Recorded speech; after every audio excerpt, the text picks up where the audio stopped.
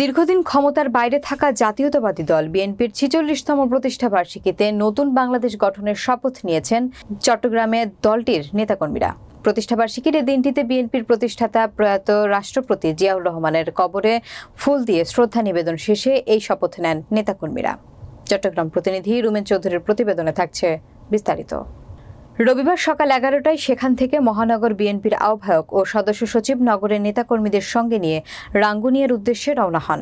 দুপুরে রাঙ্গুনিয়া উপজেলার জিয়ানগরে প্রয়াত রাষ্ট্রপতি জিয়াউর রহমানের কবরে ফুল দিয়ে শ্রদ্ধা নিবেদন করেন।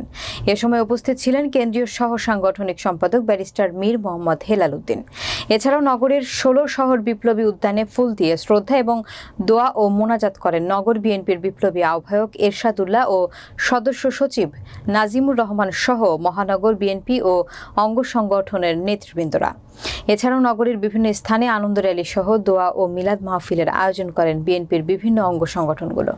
এই বিএনপি যদি সৃষ্টি না হতো তাহলে বাংলাদেশের স্বাধীনতা সার্বভৌমত্ব রক্ষা করা সম্ভব হতো না। শহীদ রাষ্ট্রপতি জিয়াউর রহমান বাংলাদেশি জাতীয়তাবাদের ভিত্তিতে সকল গোত্রকে, সকল ধর্মের লোকজনকে একসাথে করে একটি প্ল্যাটফর্ম তৈরি করেছেন, যেখানে সবার সম্মিলিতভাবে আজকে বাংলাদেশ জাতীয়তাবাদী দল রাষ্ট্রপতি জিয়াউর রহমানের আদর্শ নিয়ে বাংলাদেশের সর্ববৃহৎ রাজনৈতিক দল হিসেবে প্রতিষ্ঠিত হয়েছে।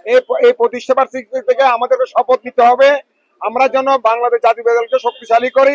আমরা ঐক্যবদ্ধ থেকে এই দলকে যেন আগামী দিনের নির্বাচনে আমরা বিজয় হইতে পারি এবং আমাদের দেশনায়ক আমাদের একটিঞ্চ তারেক রহমান শেখ আমরা যেন ওনাকে প্রধানমন্ত্রী হিসেবে আমরা পেতে পারি, সেদিকে সকলকে একসাথে কাজ করতে হবে। আমাদেরকে বর্তমানে যেগুলি অরাজকতা শুরু হয়েছে, বিশেষ করে চাঁদাবাজি, দখলবাজ, এগুলি থেকে আমাদের সকলকে নেতাকর্মীদের মুক্ত থাকতে হবে।